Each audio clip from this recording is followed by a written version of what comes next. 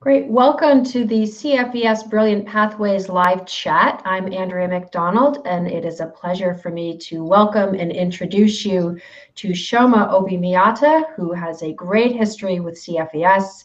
He was a mentor as an undergraduate student at the University of Maryland, Baltimore County.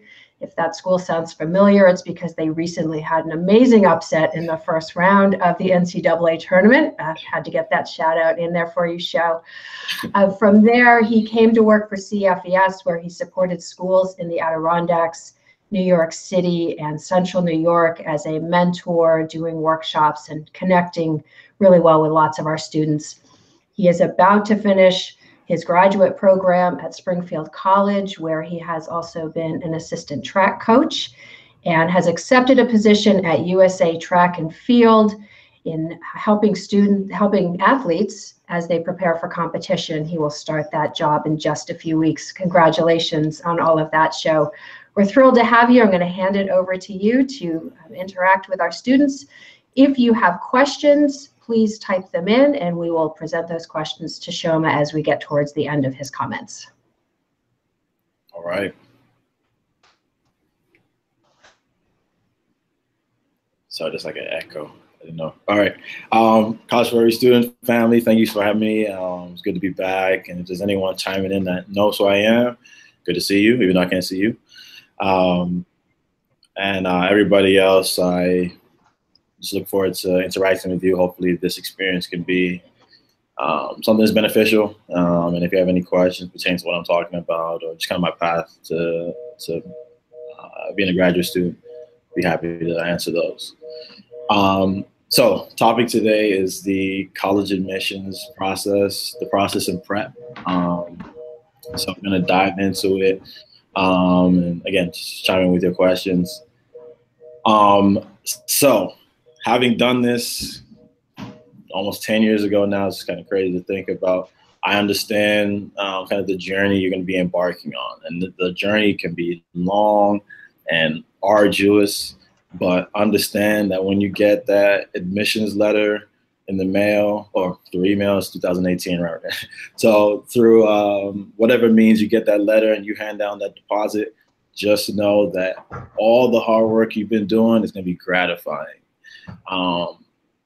But to get to that point is going to be tough. But kind of having the necessary resources in place to help you is going to be it's really beneficial for you.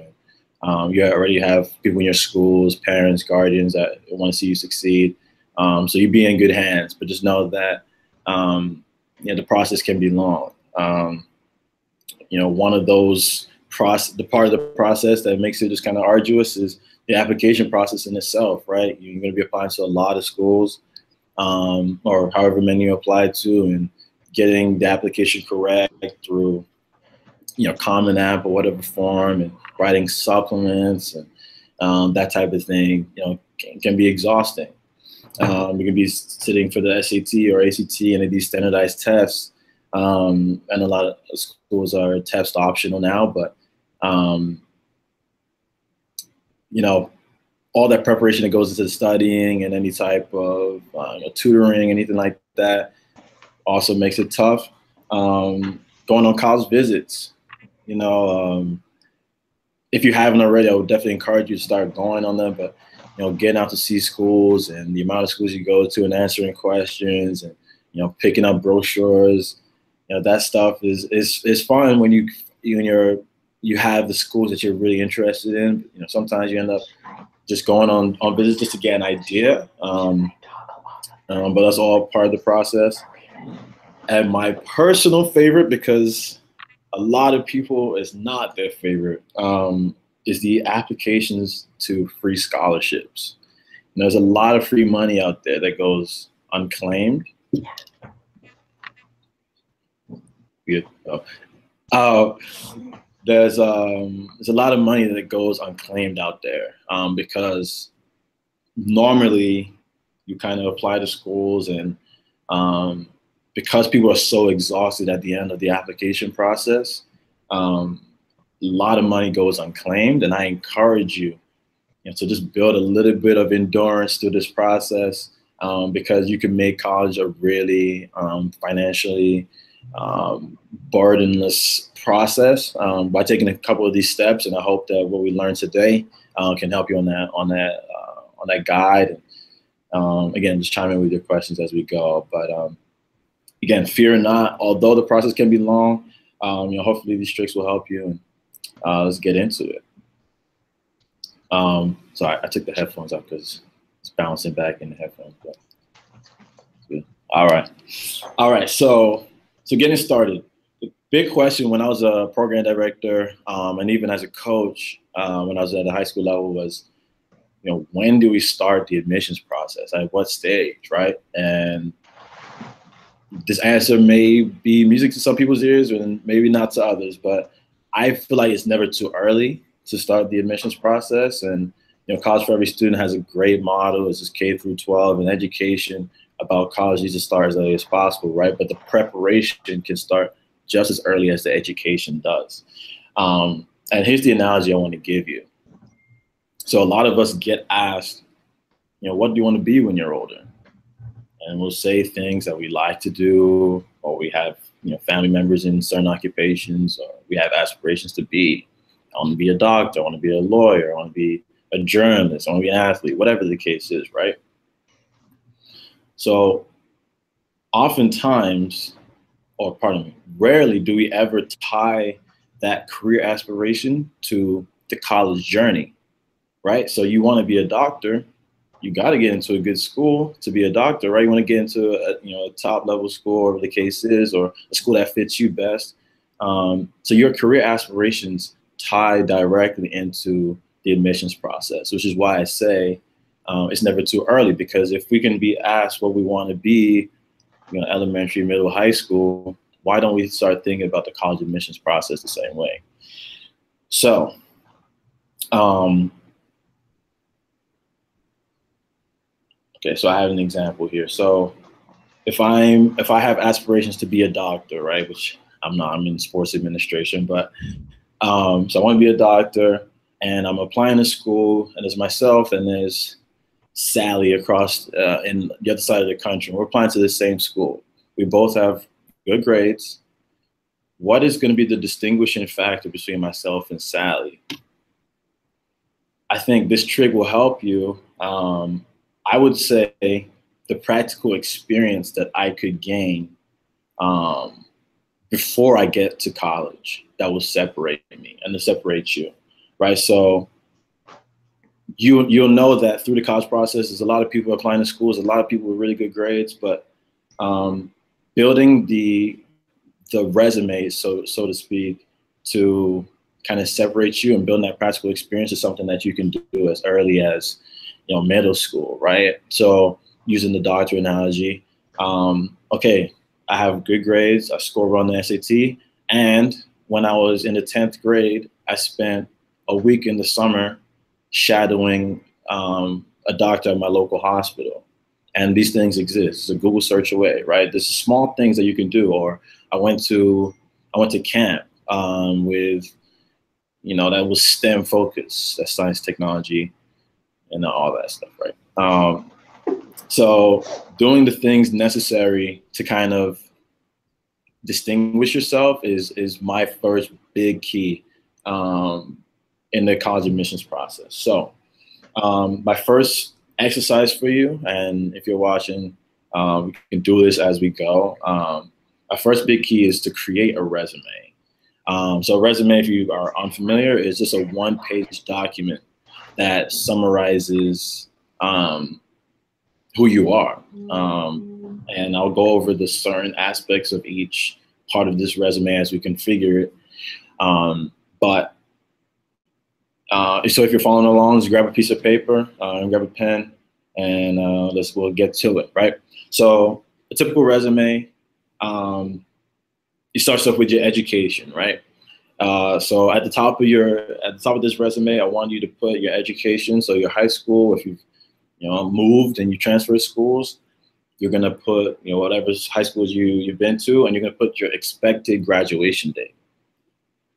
And next to your or underneath your graduation information, your education information, I want you to put lines or a dash, a space for you to put your GPA, your grade point average. A lot of people, I know in high school you use, I guess, average, or I have an 87 average. In college, it'll be a little bit different. It goes by, point system. So, I have a 3.5, whatever the case is. But for the sake of today, it doesn't really matter the format. Leave a space for each year. And depending on where you are on this journey, if you're in the 10th grade, find out what your GPA was or your average was from last year.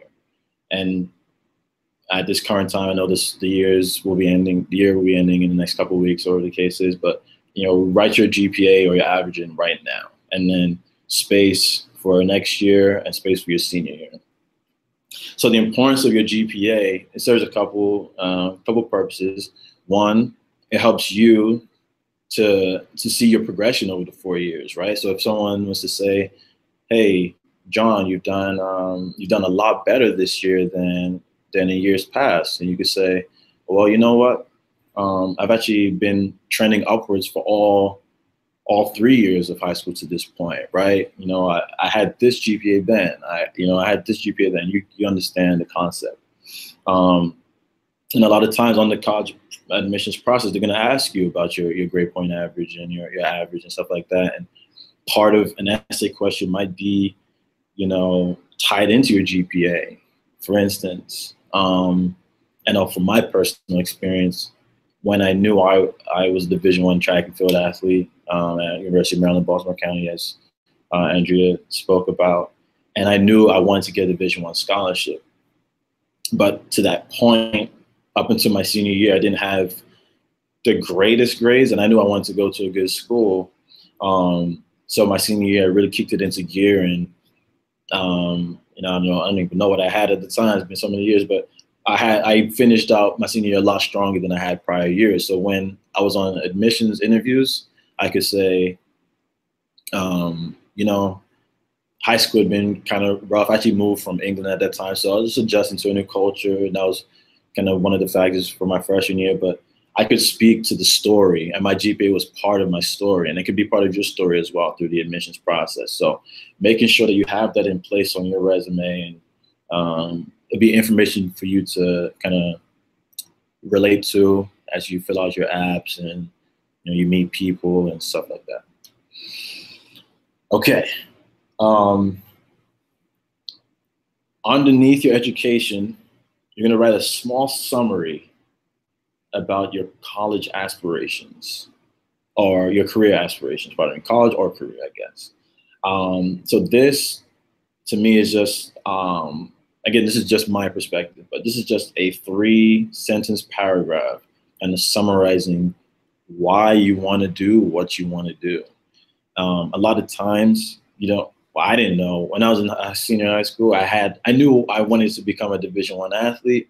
I knew that I really loved sport. I knew I wanted that to be part of kind of where I wanted to end up. I didn't know a specific job, right? But I wish I had summarized the passions that I had at the time. And we all have, some of us know our passions earlier than others. And I would challenge you to kind of delve deeper into yourself to figure out, what is it that you're passionate about and the things that you love to do.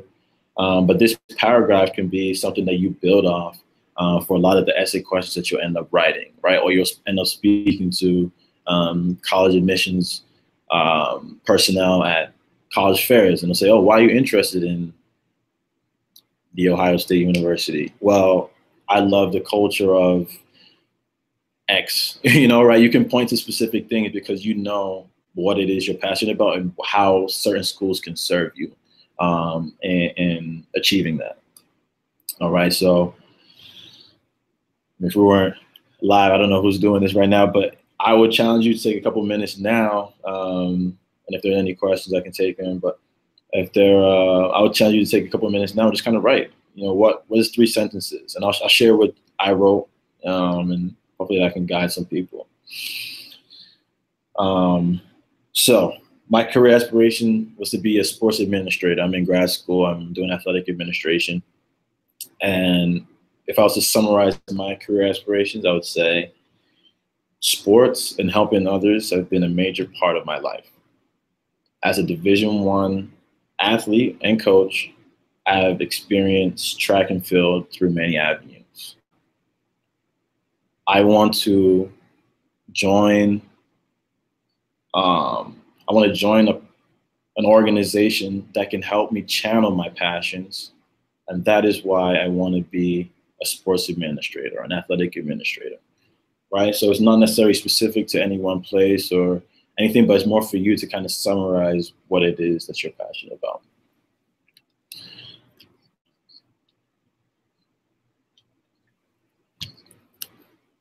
We good? All right. Hey, Sho, can I ask a question? Yeah, surely. Do you have specific advice for students who want to participate in athletics at the college level to help them balance their athletic passion with their academic goals? So a lot of our students seem to focus really on wanting to be the athlete, and it's so important. So specific skills to balance the two? Mm-hmm. Okay. Wow. Yeah, so the prioritization of sport is definitely something that's really common. And to a degree, I understand it because you want to be the best athlete you can be. And to get to a certain level, you need to dedicate a certain amount of yourself to sport, right? But the term is student athlete, right? So being able to realize why you're there, you're in a university setting or a college setting to fulfill your educational goals first and foremost. So my big thing is time management. They said when I got to UMBC, they said to us, for every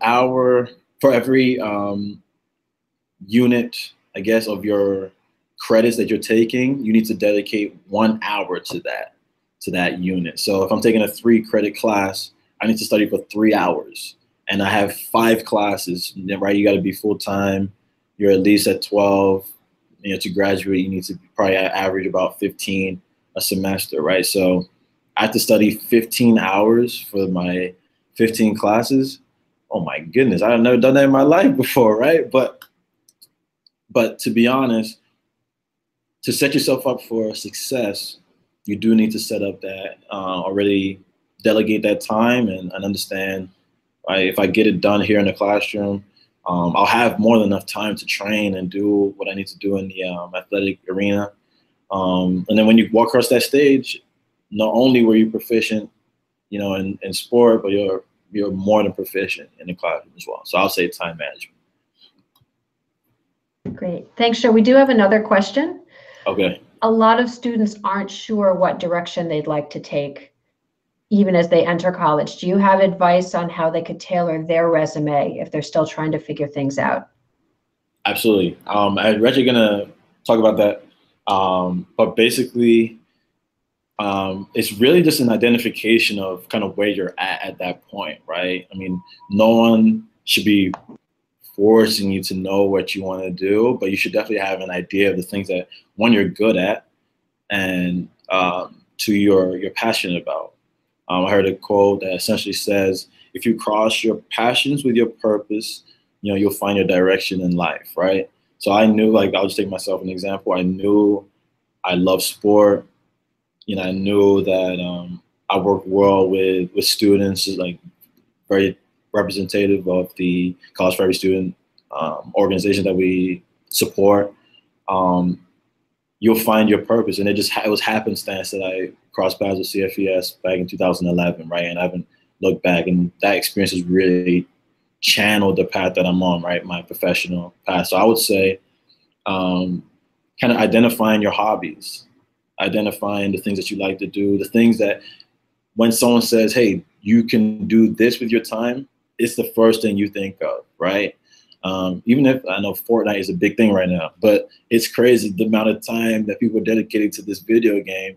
But what if you were to create a video game, right? Or you were to find out the necessary software to run that type of thing. There's things that you can really, if you really delve deep enough, you'll find things that you love to do, and they can really start to channel your path to where you want to be. Cool. All right. So so right now our resume, we have our education, we have our schools, expected graduation year, GPAs, space for each line. Cool. Underneath that, our career aspirations in this 3-sentence paragraph, what you want to do, or why you want to do it, just kind of summarizing that. I think we're good there. All right. Underneath that, and this is very typical of any resume, but you're gonna have your experience. So experience on a professional resume is pertinent to whatever job that you're trying to get, and it's prior jobs or volunteer work or whatever the case is. Anything that says I'm qualified for this job because I've done X, Y, and Z, and this is what a lot of employers look at. So for you at 15, 16, or however old you are, you probably don't have a job, right? But what experiences can you take or build now that can help you when you say to a school, hey, I'm qualified to help you here. I'm qualified for entrance to the school because I've done X, Y, and Z. And we're going to jump into those. All right. So the easy one is, and if you're our age, you have these jobs. What work experience that you've had have helped you to become a student that will benefit a campus, right? Because a lot of the college application process is, yeah, you want to come to us, but how can you help us? What can you bring to us to make us better? Well, I can bring time management, as we talked about. I can bring a level of focus. I can bring collaboration skills. I can work well in teams. I can, I have experience doing these things in jobs. You could spin it in certain ways, and we could talk about that, but you can spin it in certain ways that will make a college be like, okay, well done. Like you've used your time wisely, where most people, may don't have a job or don't have time for one. Not only have you had a job, but you've done well in school as well. So an example I think of, I know when I was in high school, I have a younger sister, and I would have to babysit my sister when my mom was at work. And I wouldn't think that was a job necessarily, but it shows a level of maturity and leadership that I didn't really notice at the time. But for any of you guys that have siblings, that is I would put that, if not number one, pertinent to the other experiences, I would put that up there. Being able to, what type of responsibilities did I have when I was babysitting my sister? I had to make meals. I had to, make sure her homework was done. I was making sure that the house was secure. Stuff like that. Like you can take any part of your experience and really break it down to the building blocks and the essence of what you're doing, and you can make almost anything experience, right? Next one is internships. So I gave the analogy of the doctor, or want to be a doctor and you're doing shadowing hours. Don't be afraid. And this is where you probably lean more on your support system, but don't be afraid to kind of explore the options that are available to you. If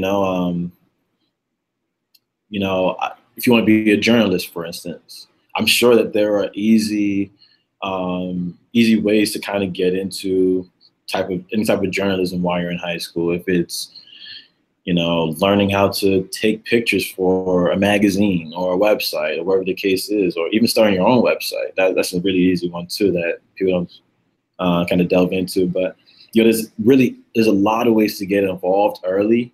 So I would just encourage you to hit up Google, do your Googles, and search it up. How can I get involved in these types of organizations?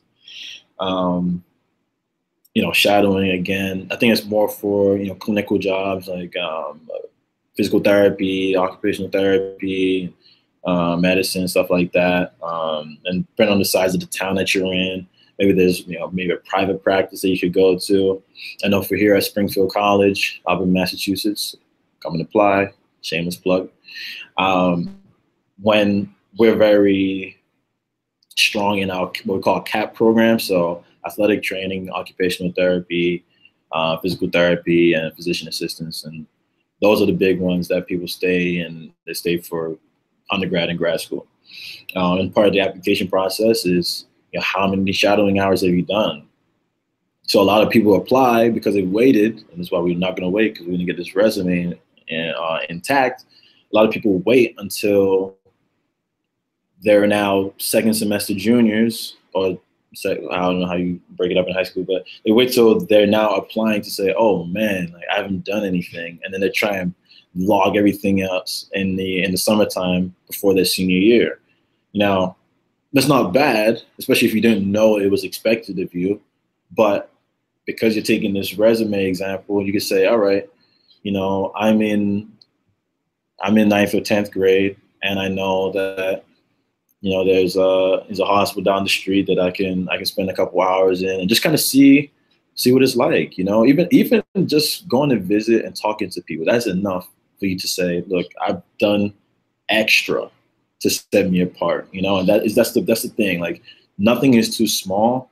Just make the strides, make the steps to kind of help you get there, right?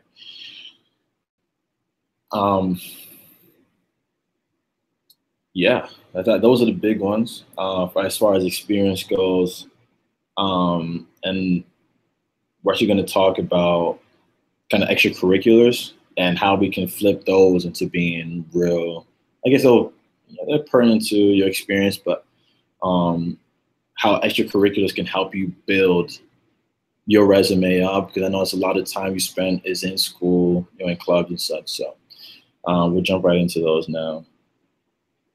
Okay, extracurriculars, and from sports teams to clubs to any instruments that you play, this would be like, so this would be another category. So underneath your experiences, so first we have our education, we have our career aspiration, paragraph summary, we have our experiences underneath that. Underneath that, you're gonna put your extracurriculars, all right?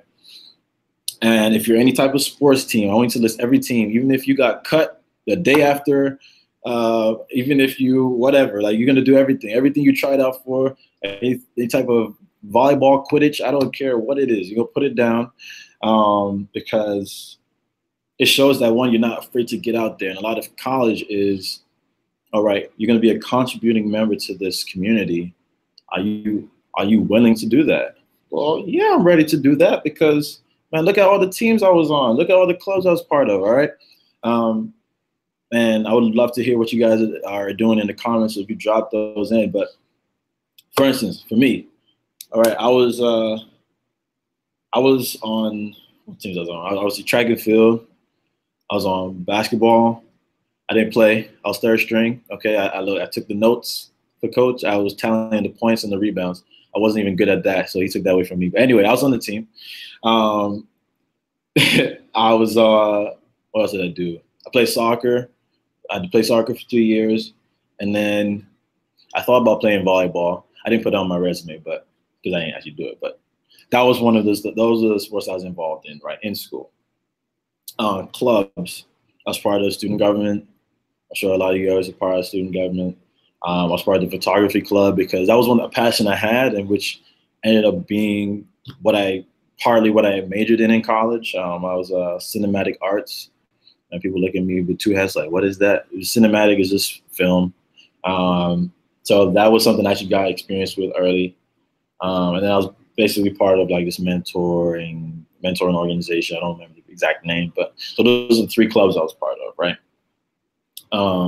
Now, part of extracurriculars, and it might be also the same as clubs, but like instruments that you play. These are things that you can put underneath extracurriculars that kind of set you apart. And this process is just trying to help you distinguish yourself in all that you do. I don't know if you want to go to a question. Yeah, it's related. A student is asking, should you list CFES as one of your extracurriculars or experiences? Oh, great question. Oh, I would do both. I'll do both, because what CFES does, it gives you avenues to,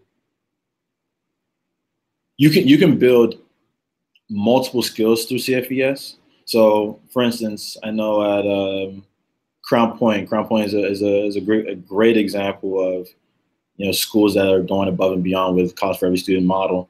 You know, a lot of their older students are, you know, mentors to some of the students and lower in the school, and like that is experience. That is experience of, you know, being able to manage people, being able to direct people, working as a team, right? But then extracurricularly, like they'll say, all right, every year at the national conference, we're there. I mean, they're close enough that they can go, but the fact that they go out their way to kind of interact with other schools, other students that do end up going, and there's a lot of students from other parts of the country, and just any other activities that pertain to College for Every Student, that is a way to kind of work it into both. So I would say both. Don't necessarily stifle it, because again, you're young and there's not that much that you've done, but you can spin it both ways. So I would definitely say both. All right.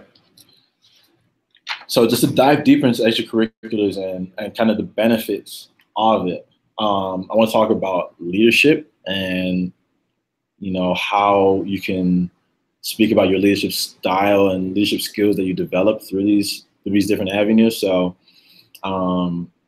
when I was a wee lad in high school, I had the pleasure of being a team captain my senior year. And what I was able to do with the team was just kind of, obviously we have athletic related goals, but it was also, all right, you know, we have skills that we want to develop in amongst the team, which is kind of, you know, being part of outreach opportunities, or, you know, whatever the case was. And that was part of the duties that I had as one of the captains on the team. So not only are you leading by example, but you're able to, again, talk about it through your resume, right? So leadership through, as it pertains to the college admissions process, is huge. You know, again, colleges want to bring people who are going to be contributing members to the community. You know, so you using the options that are available to you, and obviously every school has different resources, but you getting involved in as many things and you trying to grow as a person through these different avenues is only going to benefit you. So I have a bunch of stuff here. So the developing that character is going to be huge through those types of clubs and organizations. So don't be afraid to just dive in. If you've written down your extracurriculars and your list is kind of bare, don't worry about it, because you have time. You know, there's ways for you to get involved before this year is out, going into next year. And then write specific ways. This is what I would do. Write specific ways you envision yourself growing from this experience, right? So let's say, and I'll just use track and field because that's my thing, but, you know, if I was new to track and field and I had a general understanding of the sport, track and field is very individualized, not like basketball or football where, you know, it's team oriented, but there are team aspects. You know, I would say I hope to learn how to work independently as an athlete on the team. Why is that important? Because you're going to get to college and the people that have supported you, you may be away from them. You may be away from your teachers and your parents and your friends from home, but are you still able to be productive? Are you still able to work hard and work efficiently on your own, right? And track and field, you obviously have your coaches and you have people that do the event with you, but when you're in the race, it's only you in that lane, right? It's only you trying to get from point A to point B. So taking those steps, I guess, in practice will help you be successful on championship day or meet day, whatever the case is, right? So writing specific ways that you envision yourself growing, envision yourself becoming a better leader, can help you kind of format the way your resume looks and format the experiences that you're going to have, right? And to kind of piggyback off that, underneath their experiences, and this could be like a really quick, like one bullet point for each, you know, you can write about ways you have grown, right? Maybe you join the debate team and you said, look, you know, I didn't really like public speaking before I started. And I've grown so much as a public speaker. I'm able to, conduct myself better in conversations. I'm better able to articulate the points that are on my mind. I'm, things of that nature. You understand what I'm trying to say. So for whatever you've done, whatever your resume looks like, I would write just maybe like one small bullet point about how that experience has helped you going forward. All right. So bring it back. So our resume, boom. Well, first you got to have your name at the top. I didn't say that, but hopefully you know who you are. So your name, education, it has your schools, graduation, GPA, space for a GPA, career aspirations, a quick little 3-sentence paragraph, kind of summarizing what you want to do, why you want to be it, all that. Experience, so any jobs, internship, shadowing that you've done or wish to do. Extracurricular activities, so sports teams, clubs, anything that you do that's outside of the requirement of school. And with those, a small summary of how they've helped you grow as a person, as a leader, whatever the case is. And then if you haven't done them but hope to do them, what those things are, being really specific about, I'm going to join this club when club day rolls around, or wherever, I don't know what you call it, but being able to pinpoint specific things that you want to do, clubs you want to join, and how they will help you going forward. All right, next, and this is one, we're almost done. I'm gonna keep diving in, and I'll just keep going with questions. But underneath that, you're gonna put your skills that distinguish you as a person. What have you done, or what skills do you have that kind of make you unique, right? So examples of skills would be what we just talked about, public speaking with debate, right? So being able to speak comfortably in front of people, or be prepared enough to speak in front of people is a skill that a lot of people wish that they had, right? I mean, most likely you might be taking a public speaking class when you're in college, but if you have the skills already, you have the necessary experience with public speaking, or whatever the case is, you definitely be better served. That's something that I would definitely talk about in the admissions process, right? But it's not just enough to have this skill. You need to be able to combine it with something that you've done, right? So, okay, so for instance, one of my skills was editing video. So it's not just enough for me to say, all right, well, yeah, I can make really cool like short films, or whatever the case is. I want to be able to speak to specific projects that I've done that will help me, again, distinguish myself in the admissions process. So I can say skilled with fill in the blank editing software. Created 10 short films in 2017 and published them on YouTube, totaling X amount of views on YouTube, right? So something's really specific to the use of the skills. Like, we can all have something unique that we've had experience with and we've learned, but being able to articulate how you've used it, and likely it will come up in your experiences and or your extracurriculars, all right? But being able to speak, like this one, you can just kind of list them off as you go. Another example of a skill is organization, time management, right? How can you use being organized in the college admissions process? Well, I would be a great addition to your campus because my organization skills have built me the trust of the president or principal at my school. If given the opportunity, I would love to serve in the Department of Student Affairs, because I know that the experience I've had as a student is really shaped mine and my peers' experiences, and I would love to do that for your university. Boom, better take that. That's free, don't worry. But yeah, just being able to build the skills, and whatever is unique to you, flip it however you can. I don't know. Okay, then another one is being able to sing. Singing is a skill. I wish I had it. I have it in the shower, you know? But so for instance, you could say, you know, I've been singing since I was 7 years old in the choir. And in my application to Boston University, I hope to join the a cappella group because I know that they travel around, I don't know, whatever. They travel and they do a lot of community outreach, something I'm also passionate about, right? So that should also have shown up on your resume somewhere. So again, being able to just really dive deep within yourself and say, all right, what am I good at? What skills have I developed? And you know, how can I project that on my resume?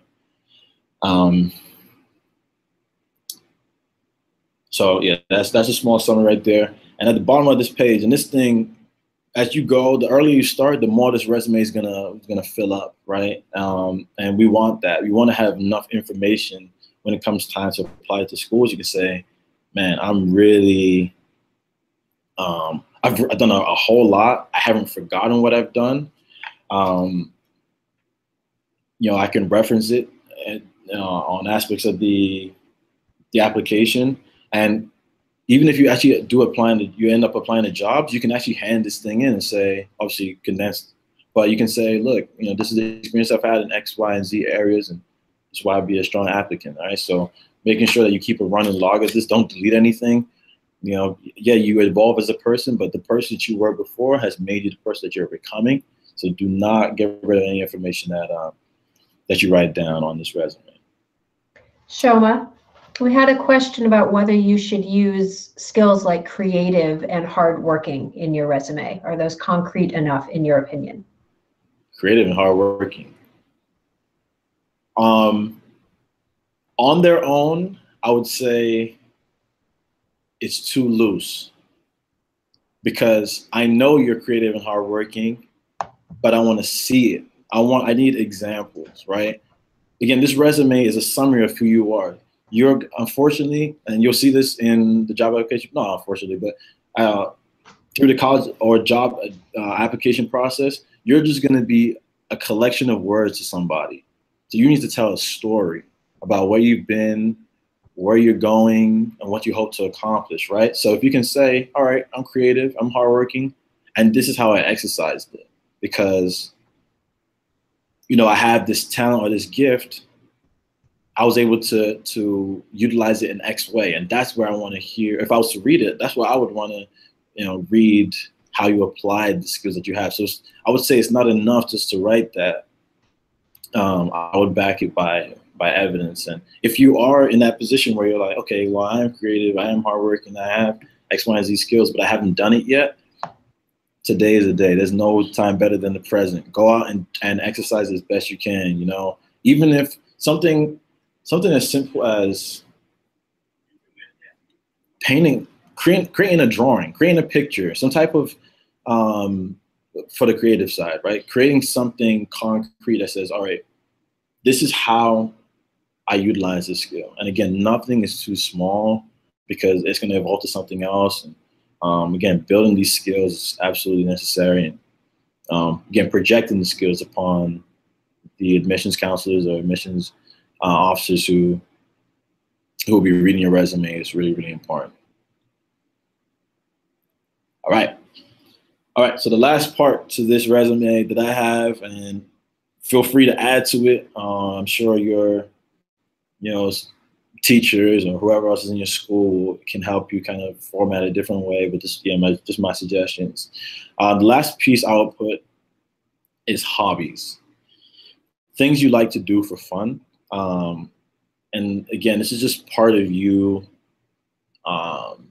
collecting this data of yourself, the person that you've been, the person that you were at 13, 14 years old, and the person that you've evolved to at 17, seeing the things that you have done, things that you were interested in, and you'd be surprised to see how you channel some of these hobbies into either your experiences or your extracurricular activities, right? So what I have here. So yeah, your hobbies help you keep track of the things you've liked over the years. and can help speak to the specific offerings of the school. So I gave the example of Boston University and the a cappella group, but let's say like Habitat for Humanity, right? That's something that a lot of schools have. They have like missions trips and stuff like that. A hobby of yours is, maybe giving back, or you like to build, you have some type of engineering blood running in you, right? Like that's something you can say, all right, hobby that I have, or I had at this stage of my life was, helping others, just use that. So helping others. And at Clark University, I think is really important to give back, and my mission of giving back ties in with the mission of the school. As part of my application at Clark, I understand that I'll be stepping into an environment of philanthropy, and specifically amongst the Habitat for Humanity group. And this is what I would also encourage you to do some research, but I'm just going to give the example. But so let's say Professor James has led the Habitat for Humanity group for a number of years, and I admire the work that they've done in X, Y, and Z country. So you're really like speaking to the knowledge that you have about a certain place. You've done your research, and all this information is available online. And if it's not, you can find like a number to someone on campus, or people that you can ask specific questions that says, okay, I've done my research. My hobbies, the things that I like to do here, are specific to something that is really going on campus. That's why I think I'll be a really great fit. That's why I know I'll be comfortable here. Because a lot of schools want to see that. They'll ask, why here? You applied to, I know people that applied to like 20 schools, and that's fine by some people. That might be a lot for others, but do you really want to be in 20 places? If you got into all 20, could you really consider yourself being in 20 places?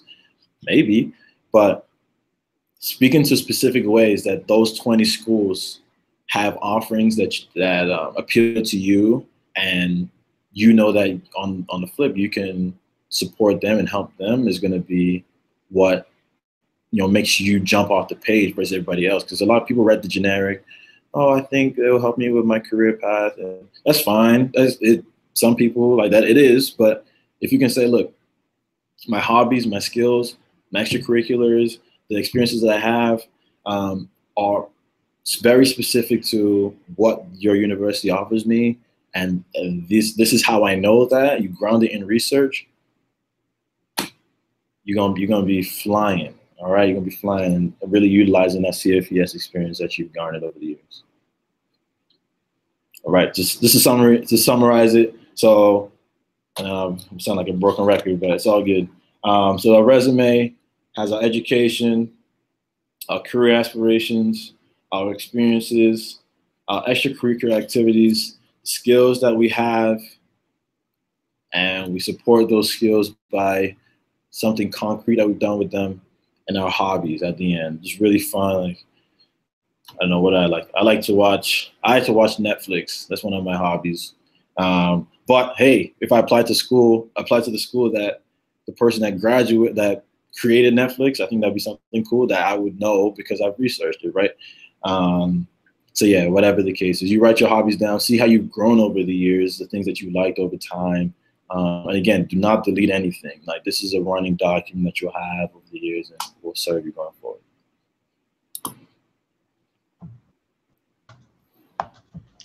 Shioma, we really appreciate your advice. We do not have any more questions at this point. We'll wait just a second, but this is really helpful, concrete advice for all of our scholars. We really appreciate you sharing it, taking the time, and above all, we wish you really well on this next endeavor, and we're excited to watch your journey. I appreciate it, Andrea. Thanks so much for having me. College for Every Student family. Love y'all. I love everybody out there, and best of luck. If you have any questions, I'm sure I can be reached, but best of luck to everybody in the future. We'll find you. All right. Thank you, Sho. Take care. You too. Bye.